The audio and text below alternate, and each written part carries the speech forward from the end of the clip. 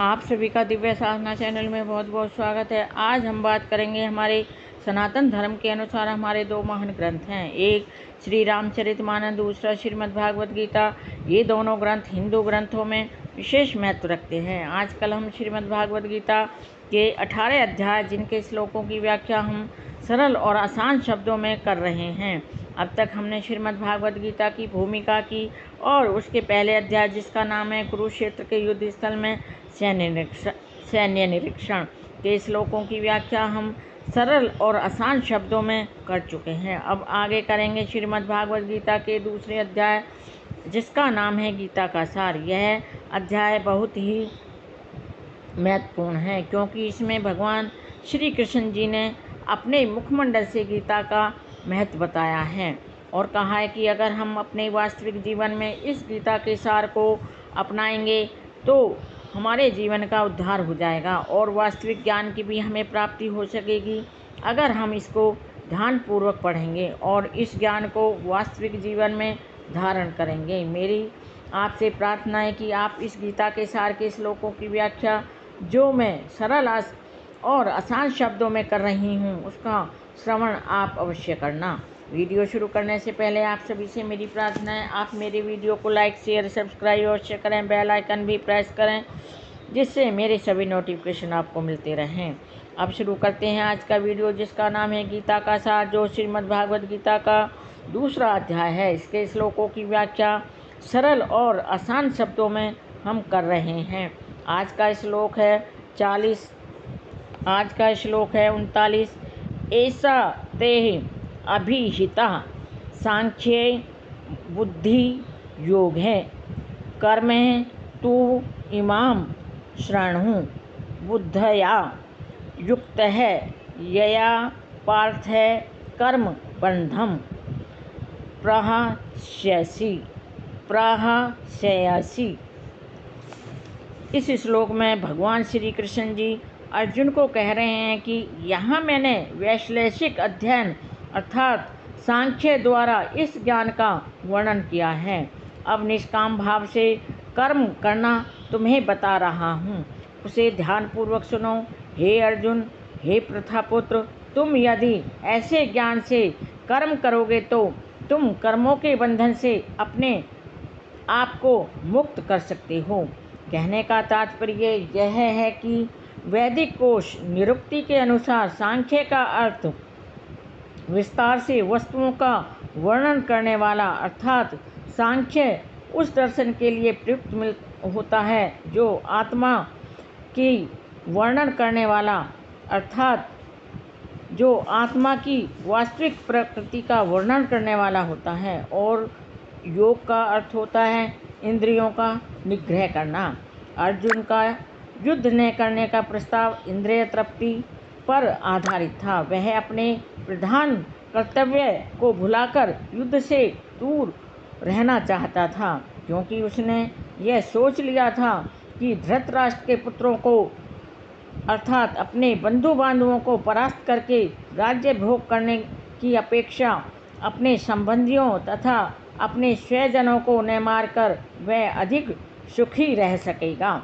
दोनों ही प्रकार से मूल सिद्धांत तो इंद्रिय तृप्ति ही था।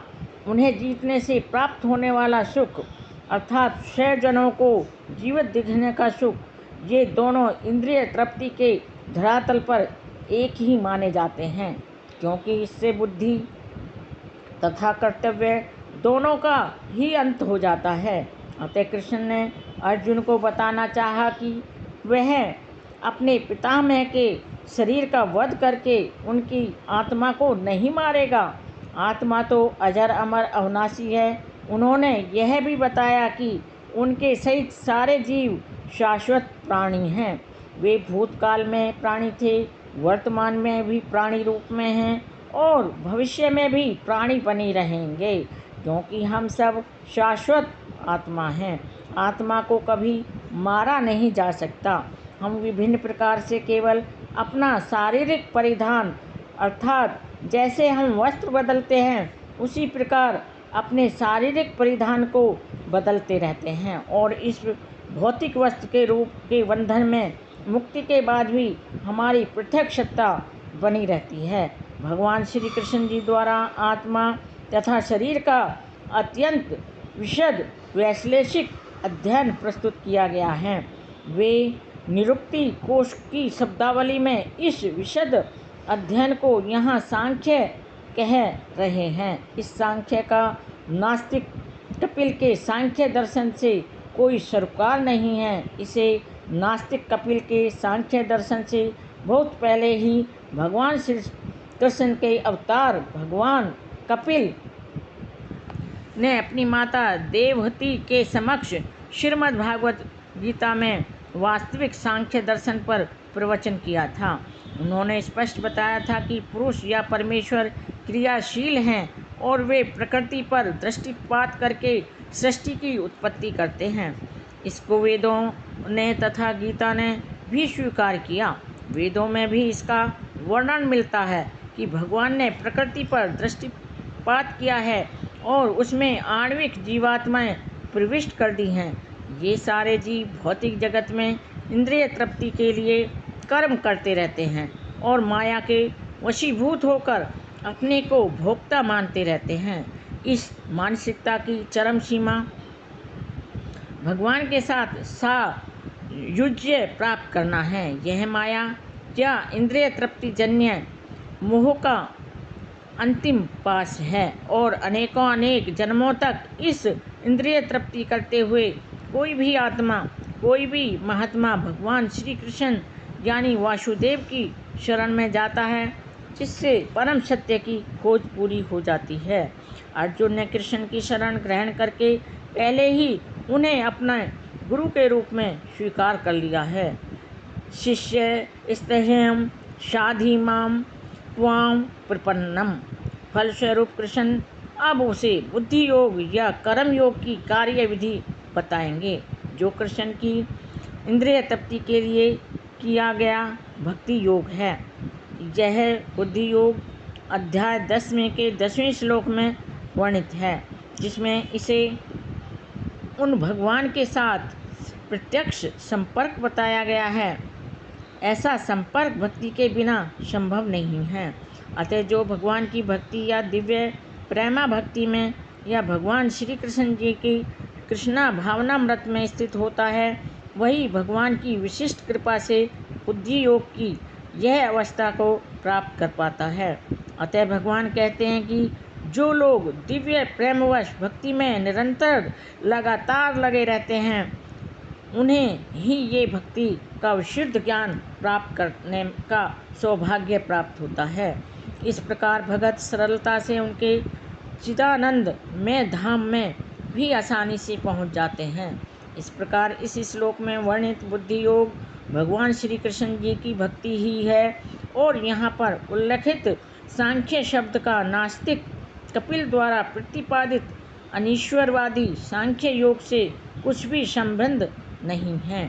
अतः किसी को भी यह भ्रम नहीं होना चाहिए, वहम नहीं होना चाहिए। यहाँ पर उल्लेखित सांख्य योग का अनीश्वरवादी सांख्य से किसी प्रकार का संबंध है। न ही उस समय उसके दर्शन का कोई प्रभाव था और न कृष्ण ने ऐसी ईश्वर विहीन दार्शनिक कल्पना का उल्लेख करने की चिंता की है। वास्तविक सांख्य दर्शन का वर्णन भगवान कपिल द्वारा श्रीमद् भागवत गीता में हुआ है, किंतु वर्तमान प्रकरणों में उस सांख्य से भी कोई सरोकार नहीं है। यहाँ सांख्य का अर्थ शरीर तथा आत्मा का वैश्लेषिक अध्ययन है। भगवान कृष्ण ने आत्मा को वैश्लेषिक वर्णन अर्जुन को बुद्धि योग या कर्म योग तक लाने के लिए किया है। अतः भगवान कृष्ण का सांख्य तथा भागवत में भगवान कपिल द्वारा वर्णित सांख्य एक ही है। ये दोनों भक्ति योग हैं। अतः भगवान श्री कृष्ण जी ने कहा है कि केवल अल्पज्ञ आदमी अज्ञानी ही सांख्य योग भक्ति योग में भेदभाव करते हैं। निसंदेह अनीश्वरवादी सांख्य योग का भक्ति योग में कोई संबंध ही नहीं है। फिर भी बुद्धिहीन व्यक्तियों का दावा है कि भगवत गीता में अनीश्वरवादी सांख्य का ही वर्णन हुआ है। अतः मनुष्य को यह जान लेना चाहिए बुद्धि योग का अर्थ भगवान श्री कृष्ण में पूर्ण आनंद और भक्ति के ज्ञान में कर्म करना होता है। जो व्यक्ति भगवान की तुष्टि के लिए कर्म करता है, चाहे वह कर्म कितना ही भी कठिन क्यों न हो, वह बुद्धि योग के सिद्धांत के अनुसार कार्य करता है और दिव्य आनंद का अनुभव करता है। ऐसी दिव्य व्यस्तता के कारण उसे भगवत कृपा से स्वतः संपूर्ण दिव्य ज्ञान की प्राप्ति हो जाती है और ज्ञान प्राप्त करने के लिए अतिरिक्त और कोई श्रम किए बिना ही उसकी पूर्ण मुक्ति हो जाती है। कृष्ण भावना भक्ति में कर्म तथा फल प्राप्ति की इच्छा से ही किए गए कर्म में विशेषतः पारिवारिक या भौतिक सुख प्राप्त करने की इंद्रिय तृप्ति के लिए किए गए कर्म में प्रचुर बहुत ही अधिक मात्रा में अंतर होता है। अतः बुद्धि योग हमारे द्वारा संपन्न कार्य का दिव्य गुण माना जाता है। यह थी मेरी 39वें श्लोक की संपूर्ण जानकारी। मेरे वीडियो में अंत तक बने रहने के लिए आप सभी का कोटि कोटि धन्यवाद। नमस्कार।